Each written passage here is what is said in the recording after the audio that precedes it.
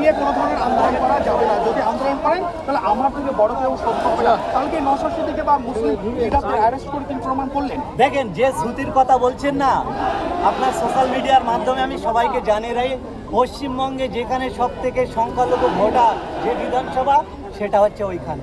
সেইখানে দাঁড়িয়ে তিনি চমকাতে চেয়েছিলেন যে ভারতবর্ষে ওয়াকফ সম্পত্তি নিয়ে যদি পশ্চিমবঙ্গে কেউ আন্দোলন করে, আমার থেকে বড় শত্রু কেউ হবে না। কিন্তু আমরা জানি এটা কালীঘাটের সম্পত্তি নয়, এটা ব্যানার্জি পরিবারেরও সম্পত্তি নয়, এটা হচ্ছে আমাদের পূর্বপুরুষরা।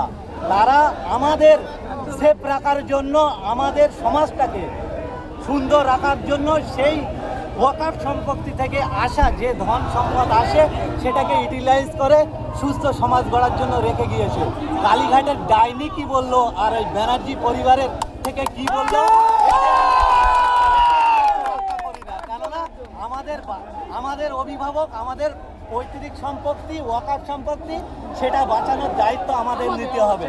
তাই নওশাদ সিদ্দিকীর নেতৃত্বে সারা বাংলার মানুষ যখন সংগঠিত হচ্ছে, তাদের ইচ্ছা শক্তি বাড়িয়ে তারা জনস্রোতে পরিণত হচ্ছে, সেই স্রোতটাকে মমতা বন্দ্যোপাধ্যায়রা ভয় পাচ্ছে, তাই এই ধরনের কার্যকলাপ করছে। আমরা মমতা বন্দ্যোপাধ্যায়কে দৃষ্টি আকর্ষণ করে বলতে চাই যে আপনি এই নোংরামি যদি বন্ধ না করেন, আগামী দিনে জাত ধর্ম বর্ণ নির্বিশেষে সমস্ত স্তরের মানুষকে নিয়ে আমরা সংগঠিতভাবে আমরা আপনাদেরকে প্রতিরোধ করে 2026-এ 2011 সালে যেরকম আপনার মসনদে বসিয়েছি, 2026 সালে ঠিক সেই মসনদ থেকে টেনে হিঁচড়ে নামিয়ে একদম রাস্তায় নামিয়ে আনবো, এটা হুঁশিয়ার।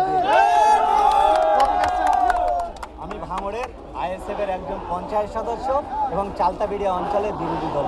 আপনার নাম? এমডি আলমগীর হোসেন, ও বাংলা মায়ের একজন সাধারণ ভাই একটু ওই জন্য দিয়ে